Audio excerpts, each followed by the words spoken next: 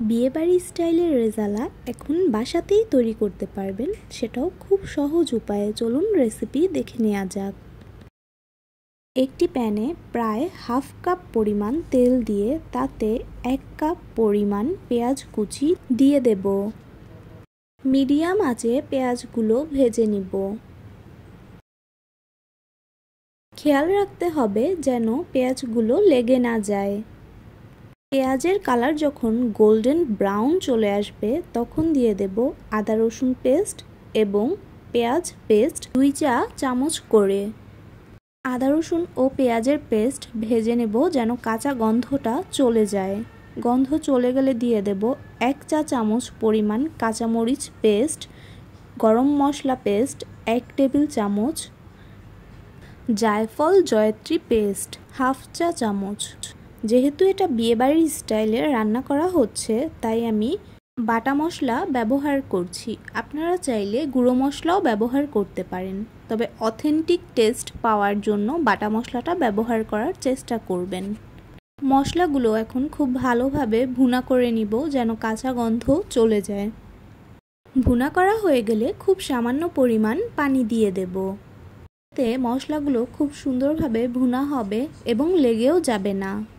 প্রায় 1 ঘন্টা আগে একটা মুরগি পিস পিস করে কেটে 2 টেবিল চামচ টক দই দিয়ে মিশিয়ে রেখে দিয়েছিলাম। সেই মাংসগুলোই এখন দিয়ে দেব।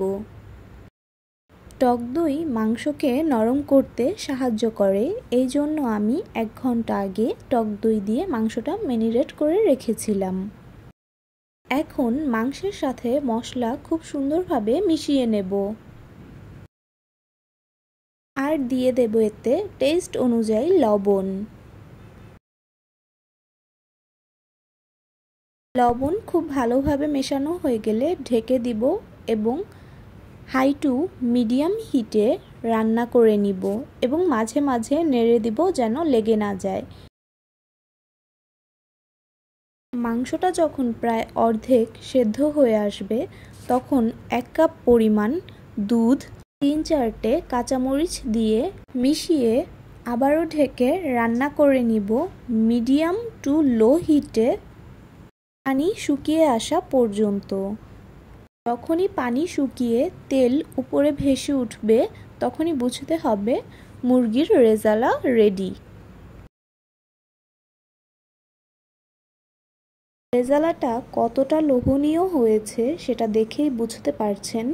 খুবই অল্প সময়ে এবং অল্প উপকরণে রান্না করা হলেও এই রেজালাটা খেতে বিয়েবাড়ির রেজালার মতোই হয়। একবার অবশ্যই ট্রাই করে দেখবেন। ভাত, পোলাও, খিচুড়ি অথবা পরোটার সাথে এই রেজালাটা খেতে খুবই ভালো লাগে। ভিডিওটি ভালো লাগলে অবশ্যই লাইক, কমেন্ট এবং চ্যানেলটি সাবস্ক্রাইব করবেন।